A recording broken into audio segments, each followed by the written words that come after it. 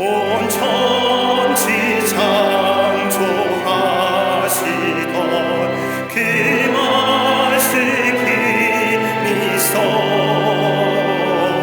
영원히 변치 않는 신랑이 싸웁니다. 그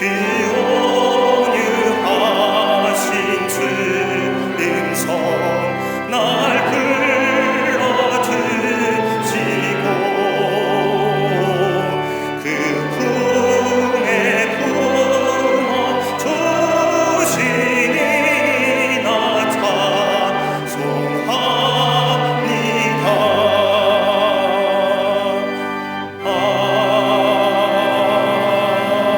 아멘.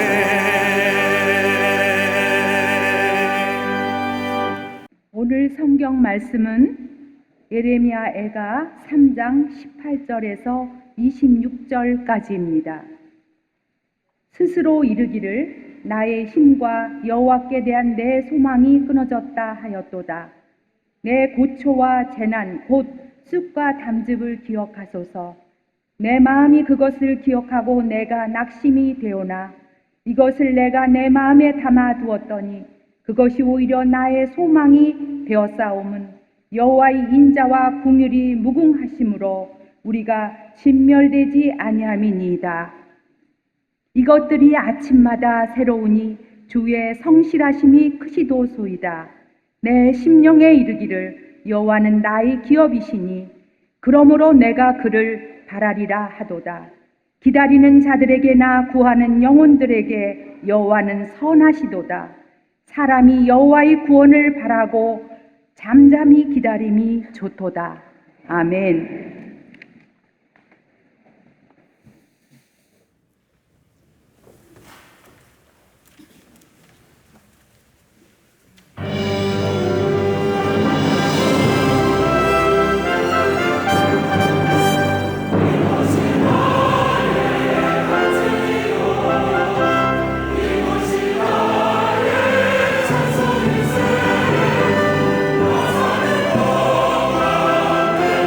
주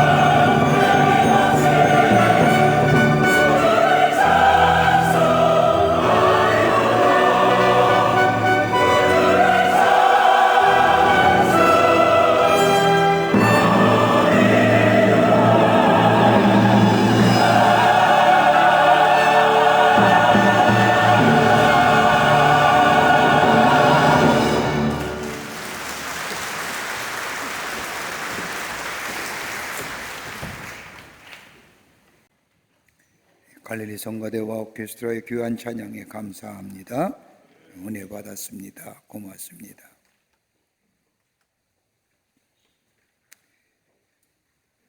오늘 우리가 읽은 이 에레미야의 말씀은 5장의 짧은 말씀으로 되어져 있는 참담한 현실을 탄식하는 조가의 말씀이라 할 것입니다. 오늘 말씀의 역사적 배경은 이러합니다. BC 586년 바벨론의 침공을 받은 남유다는 아무런 저항 없이 무기력하게 바벨론에 의하여 멸망을 당합니다. 하나님이 택하신 민족이라 생각했고 그러기에 그 긴 430년간의 포로 생활 속에 미래의 구원이 사라진 이스라엘에게 구원의 역사를 베푸셨을 뿐만 아니라 잊어버려진 바 된 하나님의 약속적 가나안 땅의 약속을 다시 한번 회상시키시며 저들을 가나안 땅으로 인도하여 그 약속을 성취케 하신 하나님, 그뿐 아니라 이스라엘의 이 가나안에 정착 이후에도 수많은 일들을 통하여 지키시고 인도해 주시던 그 하나님께서, 그러기에 하나님은 이스라엘을 사랑하신다고 믿었던 에레미야에게 있어서의 자신의 조국인 이 유다와 멸망은 큰 절망과 좌절로 저에게 다가왔습니다. 하나님의 임재를 상징했던 예루살렘 성전은 바벨론의 군사들에 의해서 약탈되어져 갔고, 바벨론에 포위당한 예루살렘 성안에는 먹을 것이 없어 자신의 자식을 죽여 삶아 먹는 비참한 삶의 현실을 바라보며 에레미야의 마음은 참담하기가 그치가 없습니다. 죽은 것보다 더 고통스러운 일들이 그의 앞에 펼쳐져 있는 모습을 보면서 그는 희망보다는 절망이 더 가득 차왔습니다. 그러기에 민족과 자신의 고통 앞에 그는 고백하기를, 스스로 이르기를 여호와께 대한 나의 소망이 끊어졌다라고 고백하는 것을 읽을 수가 있습니다. 고난이 끝이 알면 견뎌낼 터인데 문제는 고난의 끝이 어디인지 알 수 없다는 것과, 그리고 다시금 일어날 수 없는 회복의 가능성이 전혀 찾아볼 수 없다는 사실에 에레미야는 더더욱 더 절망하게 됩니다. 그러나 더 큰 고통은 이스라엘 사랑하시고 계셨던 그 하나님으로부터의 진노와 징계를 받는다는 겁니다. 그러나 이것보다 더 큰 슬픔은 자신과 이스라엘에게 더 이상의 소망이 없다는 겁니다. 하나님의 구원이나 하나님의 행하실 일에 대한 소망이 끊어졌다는 겁니다. 이스라엘의 죄악으로 인하여 더 이상 하나님께 기대할 것이 없다는 사실, 이것이 정말로 예레미야 마음속에는 더 큰 절망과 좌절로 다가옵니다. 여러분, 가만 보십시다. 우리의 삶을 보더라도 우리가 어떤 경험을 하게 되면 나름대로 우리에게 결론을 가지고 있습니다. 그 일이 실패를 했든지 성공을 했든지 우리는 나름대로의 결론을 가지고 삽니다. 이걸 가지고 경험적 가치라고 말합니다. 그 경험적 가치는 우리의 삶을 살아가는데 큰 유익함이 됩니다. 우리의 세계관이 되기도 하고 우리의 인생관이 되기도 합니다. 그런데 문제는 우리의 삶이 어려우면 어려울수록 이 경험적 가치가 아무런 의미가 없다는 겁니다. 절망과 좌절의 어두운 그림자가 엄습해올 때에 우리가 내릴 수 있는 결론은 그 경험의 가치를 가지고 그것을 이겨나가는 것이 아니라 우리의 마음속에 찾아오는 것은 다름이 아니라 소망 없음, 이젠 끝이야 라고 하는 겁니다. 어쩌면 살아있기에 살아가는 것 같고 주어진 환경에 적응하면서 살아간다고 말할 수 있을지는 모르지만 우리 입에 속에 이 땅에 무슨 소망이 있으랴라는 절망에 가득 찬 포기하고 싶은 마음이 우리 속에 찾아오는 것을 보게 됩니다. 에레미야가 그렇습니다. 민족이 무너져가며 절망하며 어둠의 그림자가 엄습할 때 그의 마음속에 절망과 좌절이 그의 마음속에 가득 차 있지만 오늘 본문의 말씀은 그럼에도 불구하고 자신이 정말로 희망을 노래할 수 있는 이유가 어디 있을까? 마치 삶의 마침표를 찍는 듯한 삶의 자리에서 다시금 새롭게 시작할 수 있는 삶의 원동력, 절망의 끝자락에서 부를 수 있는 소망의 놀이가 어떤 것인가를 오늘 예레미야는 우리에게 본문을 통하여 가르쳐 줍니다. 우리의 삶의 지금의 모습, 절망의 어두운 그림자가 우리 앞에 정말로 긴 시간 동안 드리워져 있습니다. 국가적으로든 개인적으로든 이 절망 앞에, 이 어두운 그림자 앞에 우리 입에서는 불평과 원망과 더 나아가 미래의 불확실성에 불안함과 염려 가운데 사는 우리들, 여러분, 이 절망을 넘어서서 절망의 끝자리에서 소망을 부를 수 있는 노래가 어떤 노래일까요? 어떨 때에 우리 안에 이 절망을 넘어서서 소망을 부를 수 있을까요? 오늘 본문은 우리에게 귀한 영적인 교훈과 더불어 말씀해 주고 계십니다. 오늘 본문의 말씀을 통해서 함께 말씀을 나누며 은혜 받기를 원합니다. 첫째는, 에레미야는 절망의 끝자리에서 소망을 노래할 수 있는 이유는 하나님을 바라보라는 겁니다. 에레미야 살던 시대에 하나님을 바라본다는 것은 쉽지 않았습니다. 하나님으로부터 징계를 받고 하나님으로부터 버림을 받고 처참하게 무너져버린 이스라엘 백성들 마음속에 하나님을 바라본다는 사실, 하나님이 정말 나를 사랑하시는가, 하나님이 정말 나와 함께 하신다는 의구심을 가진 이스라엘 백성에게 하나님을 바라본다는 것은 그렇게 쉬운 일이 아니었습니다. 그러게 에레미야가 3장 19절과 22절의 말씀을 보면, 내 고초와 재난, 쑥과 담즙을 기억하소서. 내 마음이 그것을 기억하고 내가 낙심되오나 이것을 내 마음에 담아두었더니 그것이 오히려 나의 소망이 되어 싸움은 여호와의 인자와 긍휼이 무궁하심으로 우리가 진멸되지 아니함이니이다라고 고백하는 것처럼, 자신이 처한 현실과 자신이 처한 상황을 바라보면, 그것을 생각해보면 그 자체가 고난과 재난과 담습처럼 쓰고 맛보기도 싫은 어려운 거지만, 그러나 이 어려울 때에 에레미야는 눈을 들어 하나님을 바라보았다는 겁니다. 본문의 말씀에 적은 그대로 본다면, 지것이 내가 나의 마음에 돌이켜 생각해 보이니 오히려 내가 소망이 있음을 알게 되었다는 겁니다. 현실을 바라보면 슬픔에 잠겼을고, 현실을 바라보면 절망 가운데 어둠 가운데 있을 수밖에 없지만, 다시 돌이켜 생각해 보니 이 세상의 진짜의 소망은 땅에 있는 것이 아니라 하나님께 있음을 깨달았다는 겁니다. 바울의 표현에 의하면, 우리가 죄인 됐을 때 하나님이 그토록 싫어하는 것을 찾아다니며 했던 우리의 존재가, 심지어 하나님과 원수되었던 우리의 삶 속에, 아니 멸망당해도 수천 번 멸망당하고 깨어지고 부서질 수밖에 없는 우리들의 삶이지만은, 그럼에도 불구하고 우리를 살려주시고 우리를 새롭게 하시는 것은 다름이 아니라 땅에는 소망이 없지만은 하나님께 소망이 있음이 때문이라는 겁니다. 여러분, 우리가 기대하고 의지하는 것에 소망이 있던가요? 내가 기대하고 아니 기대했을 뿐만 아니라 그것이 이루어졌다 할지라도, 세상의 가치관으로 말하면 재물이나 건강이나 가정이나 자녀나 우리가 있는 환경과 여건이 우리에게 소망을 주는 것 같아서 이것을 다 가지고 누리고 있지만은, 여러분 어떠신가요? 이게 우리의 소망이 되던가요?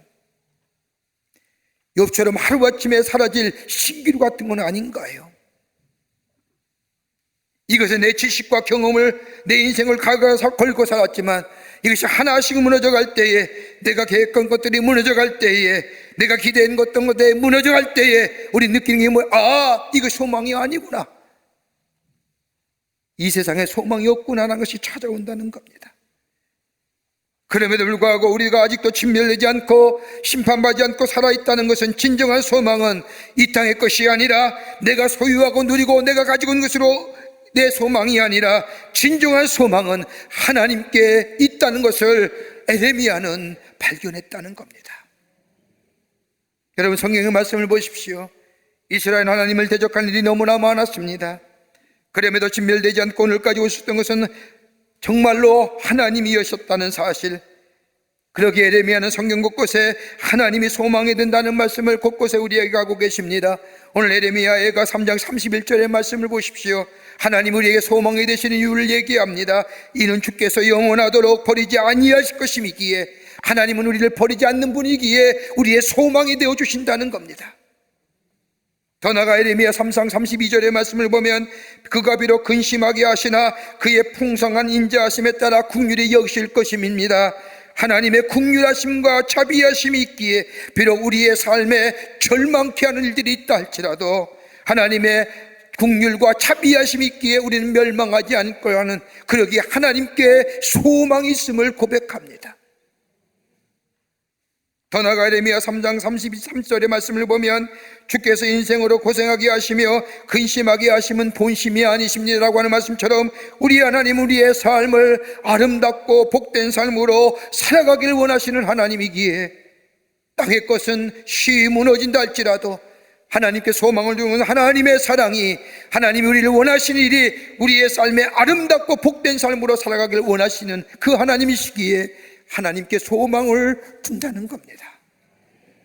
하나가 놀라운 사실은 에레미야 3장 23절의 말씀을 보면 이것들이 아침마다 새로우니 주의 성실하심이 크시도이소이되라고 하는 고백처럼 날마다 한 번만 구원하시고 새롭게 하시는 것이 아니라 날마다 매일매일 새롭게 하시는 하나님의 은혜가 아침에 일어날 때마다 새로운 시간이 시작될 때마다 하나님의 사랑과 은혜가 내게 있음이 경험되어지기에 죄로 인하여 죽어야 하는 인생에도 불구하고 그 하나님의 은혜와 사랑이 나를 매일마다 시간마다 새롭게 하신다는 그 은혜가, 그 사랑이 있기에 하나님께 소망을 둔다는 겁니다.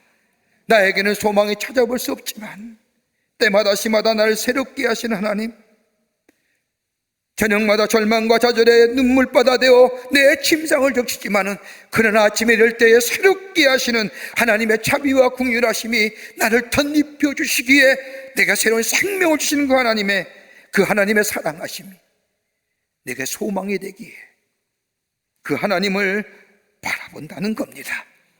그러기에 시편 43편 5절의 말씀을 보면 내 영혼아 내가 어찌하여 낙심하며 어찌하여 내 속에서 불안해하는가. 너는 하나님께 소망을 두라. 그가 나타나 도우심으로 말미암아 내 하나님을 여전히 찬송하리로다.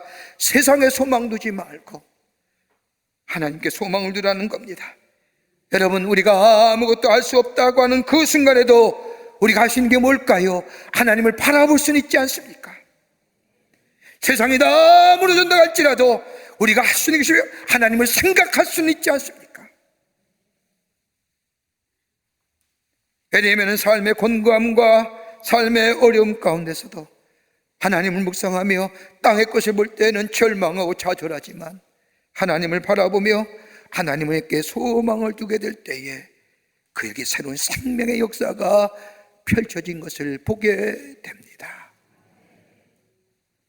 여러분, 물고기 가운데 노란 물고기라는 물고기가 있습니다. 영어의 표현이라면 옐로우 버터플라이라고 하는 물고기입니다. 이 물고기는 반드시 한 쌍으로 다닌다고 합니다. 암컷과 수컷이 서로 조화를 이루어 사는데 그중 한 마리가 죽으면 다른 한 마리도 먹지 않고 따라 죽는다고 합니다. 물고기에 사랑하기 때문이라고 하는 정신적인 해석은 할 수 없지만 학자들의 추측에 의하면 그동안 하모니를 상실했기 때문에 암컷과 수컷이 함께 다니며 하모니를 두다가 한 마리 죽자 하모니를 상실했기 때문에 평화와 안정을 잃어버리고 생존의 의욕이 사라졌기에 죽는다고 추정합니다.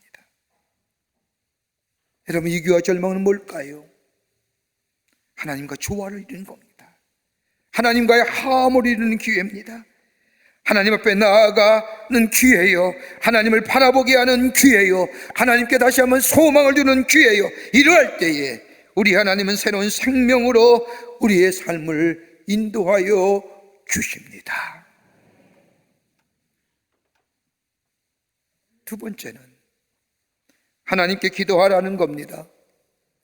오늘 예레미야는 하나님을 바라보는 것으로 그치는 것이 아니라 하나님께 간구하라고 말씀합니다. 기도하라는 겁니다.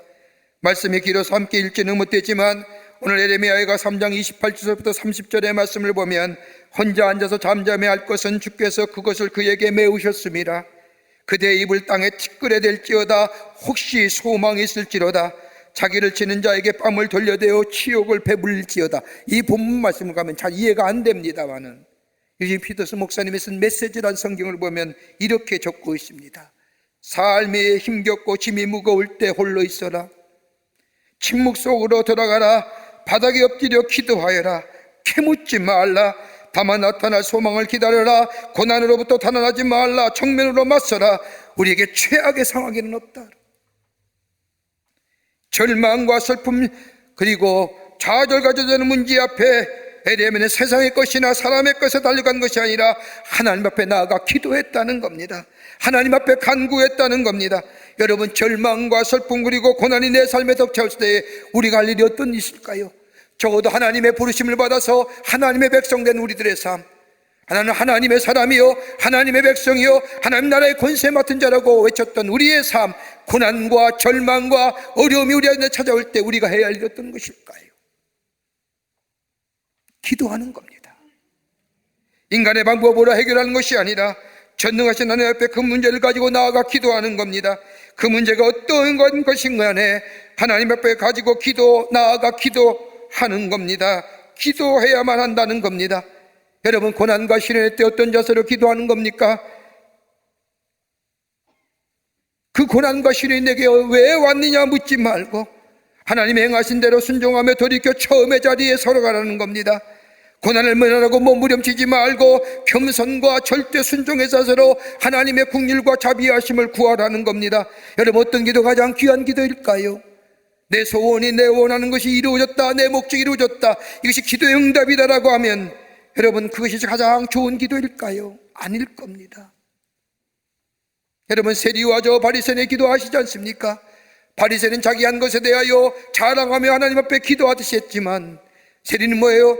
그저 자비하심과 긍휼하심을 구하는 기도, 겸손하게 겸허하게 자신을 살피며 하나님 앞에 겸손하게 엎드리는 기도. 여러분, 우리 예수님께서 인류권을 앞두고 십자가 사건을 앞에 두고 겟세마네 동산에 올라가 기도하시지요. 마지막 기도는 어떤 걸까요? 할 수만 있거든 이 잔이 내게서 피하여 지나가게 해달라고 기도한 후에 마지막 기도의 정점은 하나님, 내 뜻대로 하지 마옵시고 아버지 뜻대로 하시옵소서. 전적인 위임의 기도. 근데 그 위임의 기도성은 어떤 걸까요? 당당한 기도일까요? 하나님 앞에 다 맡기는 기도 속에는 당당함이 있을까요? 아닐 거예요. 그저 하나님의 자비와 긍휼하심을 구하는 기도. 그럴 때 역대하 7장 14절의 말씀처럼 하나님은 이스라엘 백성을 향하여 말씀하기를 내 백성으로 일컫는 내 백성이 그들의 악한 길에서 떠나 스스로 낮추고 기도하여 내 얼굴을 찾으면 내가 하늘에서 듣고 그들의 죄를 사하고 그들의 땅을 고치시라고 하는 말씀처럼 겸허하고 겸비하게 하나님의 자비와 긍휼하심을 구하는 기도에게 하나님은 죄를 사해 주시고 그 땅을 고쳐주신 역사가 일어난다는 거예요. 더 나아가 에레미야 33장 3절의 말씀을 보면 너는 내게 부르짖으라 내게 응답하겠고 내가 알지 못하는 크고 은밀한 일을 내게 보이라고 말씀하신 것처럼 겸비하고 겸허한 자세로 하나님의 자비와 긍휼을 기도할 때에 하나님은 우리가 알지 못하는 크고 놀라운 일들을 우리에게 보여주시는 놀라운 역사가 우리 가운데 있게 됩니다. 자기 이름을 부르는 백성들을 외면하지 아니하시는 하나님, 여러분, 고난과 시련의 때에 우리가 할 수 있는 일이 뭘까요? 하나님 앞에 부르짖는 겁니다. 고난을 피하기 위하여 인간적인 방법과 생각을 갖는 것이 아니라 겸손하고 겸비하게 이것 또한 하나님이 나에게 주신 하나님의 허락하신 일이라고 받아들이면서 지금까지의 살아온 삶을 돌아보며 겸손하게 겸허하게 하나님 앞에 엎드리며 하나님 앞에 자신의 인생을 드리는 삶. 그리고 소망은 하나님께 있습니다. 하나님의 자비와 긍휼하심을 구하게 될 때에 에레미야 29장 11절과 13절의 말씀처럼 여호와의 말씀이니라 너를 향한 나의 생각은 내가 하나니 평안이요 재앙이 아니니라 너희에게 미래와 희망을 주는 것이라 너희가 내게 와 부르짖으와 내가 와서 기도하면 내가 너희의 기도를 들을 것이요 너희가 온 마음으로 내게 구하면 나를 찾을 것이요 나를 만나리라고 하는 말씀처럼 하나님은 우리를 만나주시고 내가 너를 안다 얘기하시며 내가 너희를 위한 것은 재앙과 멸망이 아니라 행복과 평안을 주고픈 마음이라 그 하나님의 마음을 우리에게 열어 보여주신다는 거예요. 여러분, 요나서에 나타난 요나의 모습을 보세요. 하나님 요나에게 니네로 가라고 말씀합니다마는 불순종하여 다스스로 갈 때에 풍랑을 만나서 선원들에 의하여 바다에 던져집니다. 그때 하나님께서 예비하신 물고기의 뱃속에 들어가 요나가 한 것이 무엇일까요?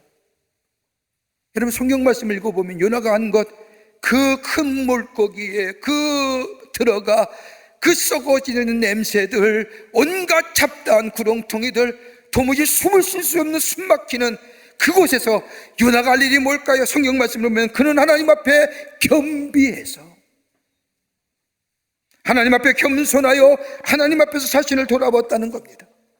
자신의 삶에 처한 삶의 환경을 바라보며 고통스럽거나 괴롭다고 말하지 않습니다. 겸비하게 지난 날의 삶을 돌아봅니다. 그러게 요나서 2장 4절의 말씀을 보면 내가 말하기를 내가 주의 목전에서 쫓겨날지라도 다시 주의 성전을 바라보겠나이다 하였나이다. 다른 말로 말하면 주님이 나를 찢으시고 나에게 아픔과 고통을 주셨다 할지라도 내가 하나님께로 돌아가겠습니다. 다시금 주님 바라보겠습니다라는 고백입니다. 나는 일국고기의 뱃속에 이 엄청난 고통과 시련, 냄새나는 구렁텅이를 스멀스멀 다가오는 죽음의 그림자 앞에 이 시련 속에 넣으신 분이 하나님이라 할지라도 나는 하나님께로 돌아가겠습니다. 이 고백이 우리 가운데 있냐.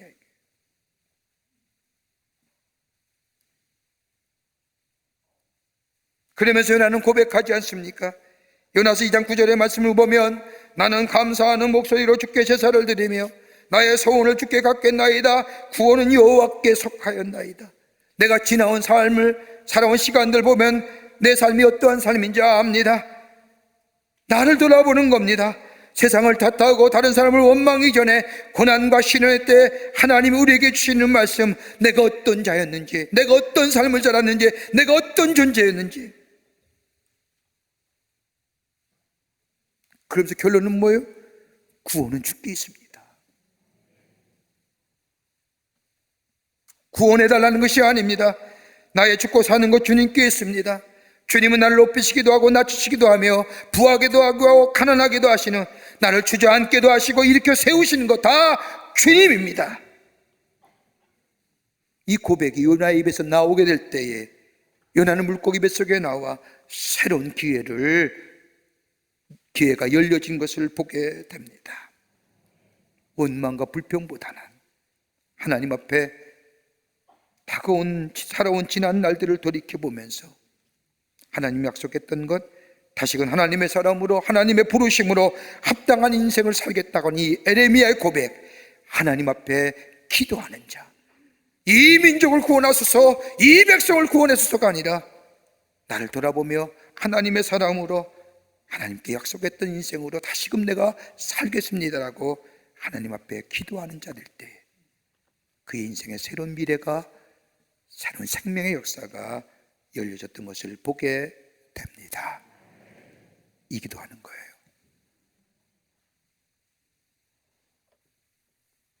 끝으로 하나님을 기다리라는 겁니다. 하나님을 기다리라는 겁니다. 오늘 내가서 3장 24절과 26절의 말씀을 보면 내 심령에 이르길 여호와는 나의 기업이시니 그러므로 내가 그를 바라리라 하도다.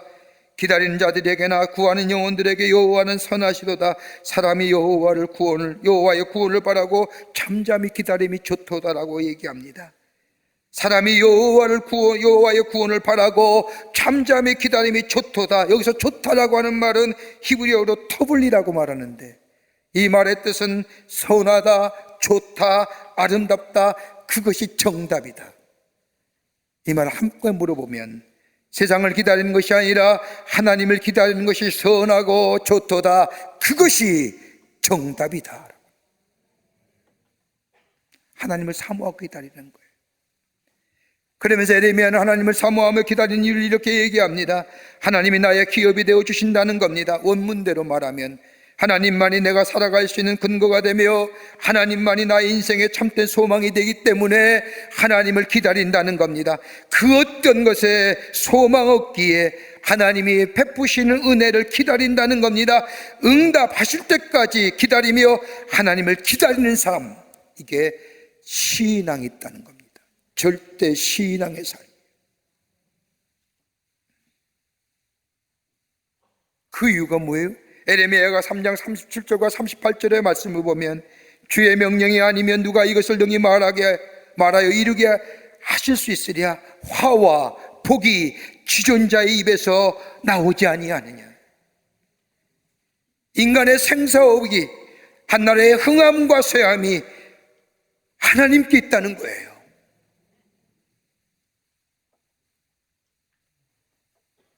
여러분, 하나님은 우리의 중심을 보기를 원하십니다. 우리의 기도가 바로 응답되지 않고 기다리게 하신 것은 다름이 아니라 우리 중심을 보시기 원하기에. 어떤 중심일까요? 여러분, 마치 하나님께서 아브라함에게 아들 이삭을 바치라고 할 때에 자신의 유일한 아들이며 유일한 후손인 아들 이삭을 대고 3일 길을 걸어가게 하신 하나님, 여러분 어떻게 생각할까요? 잔인하지 않습니까? 하나님 너무 잔인하지 않습니까? 그래서 어떤 사람은 이 장면을 가리켜 잔인하신 하나님, 또 기회의 개골이라고 하는 실존주의 철학자는 공포와 존이라는 책에서 이 장면을 이렇게 묘사합니다. 아들 이삭을 데리며 하나님의 약속하신 저 제단 쌓는 모리아 산을 3일 반낮을 걸어갔지요. 여러분 가면서 무슨 얘기했을까요? 하나님이 아브라함이 이삭에게 한 얘기가 뭘까요? 넌 죽을 것이다. 넌 제단에 올라가 각을 띄워 불태워 산 번제로 드릴 것이다. 이 얘기했을까요? 안 했을 거예요. 아브라함이 얘기했던 것은 다름이 아니라 자신의 인생의 여정을 살아오면서 하나님의 인도하심과 지키심과 베푸심을 얘기했을 거 아니에요. 내가 어려울 때마다 하나님이 날 구원해 주셨지. 내가 위기에 처할 때마다 하나님이 날 도와주셨지. 저 전쟁 때나 저 네 엄마를 데리고 저 애굽에 내려가서 왕을 속일 때도 하나님이 구원하지 않으셨으면 우린 살 수 없었지. 하나님의 인도하심과 보호하심과 지키심을 3일 동안 다니며 밤낮으로 이야기하며 하나님의 약속하신 그 제단 쌓는 모리아산을 향했을 겁니다. 여러분 그 얘기했을 때 얼마나 비참했을 거예요. 고난과 아픔의 3일 길입니다. 공포와 전율이 흐르는 길입니다. 그뿐 아니라 모리아산에서 아브라함과 이삭을 기다리시는 하나님, 아들 이삭의 칼을 대고 죽여야 할 때에 기다리셨던 하나님, 여러분 진정 하나님이 아브라함을 통하여 보시기 원했던 것이 어떤 것일까요?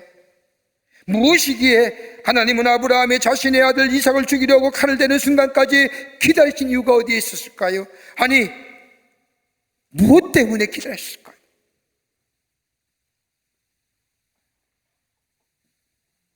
하나님은 정말로 아브라함의 마음이 중심이 하나님에게 있는가를 보시기 원하셨다는 겁니다.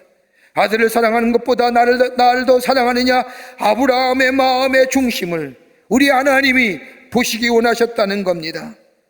내가 원하는 것이 내 꿈을 이루기 위한 기도가 응답되어서 하나님의 축복을 받는 것이 아니라, 바로 내가 기다리는 것이 기도의 응답의 그것이 아니라 내가 기다리는 분은 바로 하나님이란 사실, 그 고백이 우리 하나님이 원하신다는 겁니다. 그러게 기다린다는 것은 하나님께 소망했다는 고백입니다. 기다린다는 것은 하나님이 아니면 그 어떤 것도 내게 채워질 수 없다는 믿음의 고백의 행동이 기다린다는 겁니다. 기다림은 진정 나에게 필요한 것, 소중한 것은 다름이 아니라 하나님 당신입니다라고 하는 고백을 우리 하나님이 기다리신다는 겁니다. 잠잠히 기다린다는 것은 하나님의 선하심을 믿고 지속적으로 의지하는 것을 말합니다. 이걸 가리켜서 어떤 신학자는 창조적 수동능력이라고 합니다. 막연하게 기다리는 것이 아니라 내 안 하나님이 절대적으로 신뢰하는 그 믿음의 거룩함이 내 안에 만들어지고 세워지기를 우리 하나님이 기다린다는 겁니다. 이걸 가리켜서 영적인 힘, 무협지에 나오는 용어로 할까요? 내공, 영적 내공이에요. 여러분 기다림 속에 우리 안에 길러진 영적 내공이 뭘까요?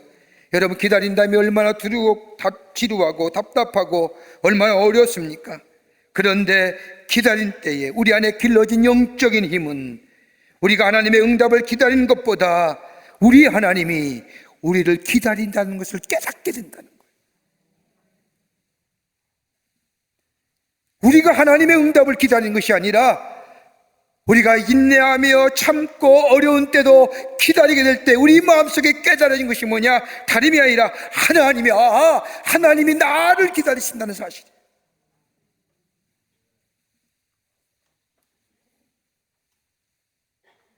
하나님이 오시는 난 살 수가 없습니다. 하나님이 없으면 살 수 없습니다. 나의 진정한 소원은 하나님이십니다. 하나님을 바라보고 하나님을 사모하고 내게 진짜 필요한 것은 하나님이시라는 사실을 인정할 때까지 우리 하나님이 기다리신다는 거예요. 이럴 때 뭐예요? 영적 생명력이 우리에게 솟아나는 거예요. 이 영적 내공이 생기면요, 고난, 환난 이기는 거예요. 우리는 응답만 기다리잖아요. 그리고 응답 안 하면 넘어지는 거예요. 응답 안 오면 하나님이 날 버리신 것 같아요. 난 외면하시 아니죠. 우리 하나님이 날 기다리신다는 걸 내가 깨닫게 되면 하나님이 나의 전부입니다. 하나님이 없이는 살 수가 없습니다. 그 하나님을 바라고 그 하나님을 사모하며 이것이 있게 될 때에 우리에게 새로운 생명의 역사를 경험하는 거예요. 에레미야는 절망과 좌절 시간에 그 시간을 어떻게 넘겨야 할지 알았은 거예요. 민족을 향하여 눈물로 기도했지만 눈이 부르터서 짓물러서 눈물이 터져 나올 때마다 아프고 고통스러웠지만 그에게는 이 절망과 고통의 시간을 어떻게 넘겨야 된다는 사실을 알았던 거예요. 원망하거나 불평하는 것이 아니라 다른 사람에게 호소하는 것이 아니라 하나님 앞에 더 가까이 나아가 하나님의 도우심과 인도하심, 하나님의 자비와 긍휼하심을 구하며 하나님을 바라보며 소망은 하나님께 있습니다. 그리고 기도하며 내 자신을 살펴보는 겁니다. 내가 정말 하나님 앞에 바르게 살았는지, 하나님의 사람으로 제대로 살았는지, 그리고 기다리는 거예요. 이럴 때에 새로운 생명의 역사를 일어나고 새로운 생명의 장이 열려지게 됩니다. 이 믿음이 여러분과 저 가운데 있기를 간절히 소망합니다. 하나님 바라보시자고요. 기도하시자고요.